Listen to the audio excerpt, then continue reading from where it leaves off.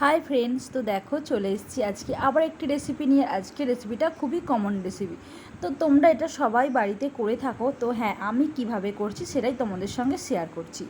তো দেখো, ডিমের কারি বানাবো, তো তার জন্য প্রথমে ডিমগুলোকে কি করছি দেখো একটু একটু কেটে নিচ্ছি, যাতে ভিতরে মানে একটু মানে সব গ্রেভিটা আর কি যাতে ঢোকে, তো সেই জন্য তো এরকমভাবে কেটে নিচ্ছি চারি পাঁচটা। আর দেখো কড়াতে দিয়েছি হচ্ছে সর্ষের তেল, তো সর্ষের তেলটা ভালো করে একটু গরম করে নিচ্ছি, তো ডিমগুলো ভাজবো তো সেই জন্য। আর দিলাম হচ্ছে দেখো দেবো হচ্ছে একটু হলুদ গুঁড়ো, তো তোমরা এতে লঙ্কা গুঁড়ো দিতে পারো, তো মানে কালারটা যাতে লাল হয়। তো ঠিক আছে, আমি লঙ্কাটা দিলাম না, তো এখানে ছেলে মানে খাবে, তো ওই জন্য লঙ্কা দিইনি। দেখো এমনি তারপর এমনি করছি, তো হলুদ গুঁড়ো দিচ্ছি যাতে একটু কালারটা হয়। তো একটু ভালো করে ডিমগুলোকে ভেজে নিলাম, লাল লাল করে ভেজে নিয়ে এবার তুলে নিচ্ছি।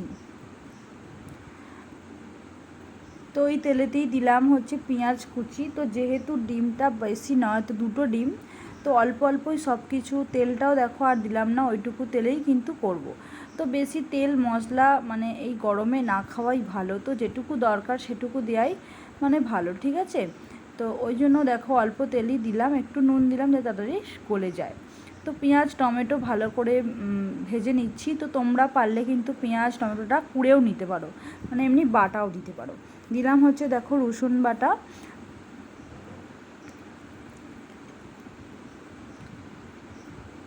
তো রসুন বাটা দিয়ে ভালো করে ভাজা হয়ে যেতে, তো এবার দিলাম হচ্ছে আদা আর একটু জিরে বাটা। তো এতেই কাঁচা লঙ্কা দেওয়া আছে, কাঁচা লঙ্কা আর শুকনো লঙ্কা এমনি বেটেই দেওয়া আছে। তো বাটা মশলা দিয়ে রান্নাটা আমি বেশি করতে পছন্দ করি, তো তোমরা দেখেছো তো খুবই কম গুঁড়ো মশলা আমি ইউজ করি। তো আজকেও তাই করলাম, যতটা পারা যায় কমই ইউজ করা যায়, ঠিক আছে। তো দিলাম, তো এবার দেখো ভালো করে মশলাটা ভেজে নেব।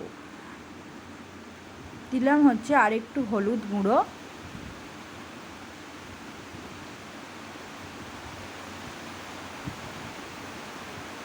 তো দিলাম হচ্ছে দেখো কাশ্মীরি যে রেড চিলি পাউডারটা আছে, যাতে একটু জাস্ট হালকা কালার হয়, না হলে এক্ষুনি হয়তো আমি পোস্ট করলে হয়তো অনেকেই কমেন্ট করবে তো যে মানে কালারটা ভালো আসেনি। তো মানে আমি এর আগেও যে রেসিপি পোস্ট করেছি, তো এতে কমেন্ট পেয়েছি। তো দেখো এটা কী ধরনের রান্না হয়েছে, ভালো কালার হয়নি। তো এইরকম নানা ধরনের, কিন্তু যতটা কম পারা যায়, তো আমি রান্না দেখানোর জন্য তো সেই ধরনের কালার ইউজ করে যে খাবো, তো সেরকম তো ব্যাপার না। আমি যেরকমভাবে ঘরোয়া রান্না মানে করি সেটাই তোমাদের সঙ্গে শেয়ার করি, তো এটা ভেবেই করা। তো সেই জন্য আমি বেশি কিন্তু মানে গুঁড়ো জাতীয় কিছু মশলা খুব একটা বেশি ব্যবহার করি না। তো ঘরেতে যেহেতু খাই না, তো সেই জন্য ব্যবহারও করি না। তো দেখো বকতে বকতে ডিমটা দিয়ে দিলাম, আর বেশি গ্রেভি রাখবো না, তো দুটো যেহেতু ডিম, তো বেশি খাবার কেউ নেই, তো ওই জন্য অল্পই দিলাম। আর দিয়ে ভালো করে ফুটিয়ে নিচ্ছি। তো গ্রেভিটা একটু কম মানে মাখা মাখা রাখবে, তো ভালো লাগবে।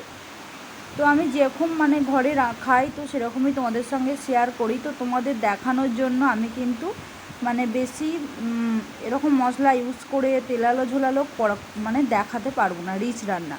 তো যেরকম আমি করি সেটাই তোমাদের সঙ্গে শেয়ার করছি, তো তোমরা দেখো, আশা করি তোমাদের ভালো লাগবে।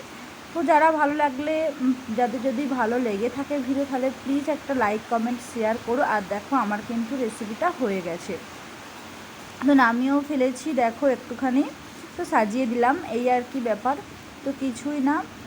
তো রান্নাটা হয়ে গেছে। আর দেখো, তো এখানে আজকের ভিডিওটি শেষ করছি। তো তোমরা সবাই ভালো থেকো, সুস্থ থেকো, টাটা।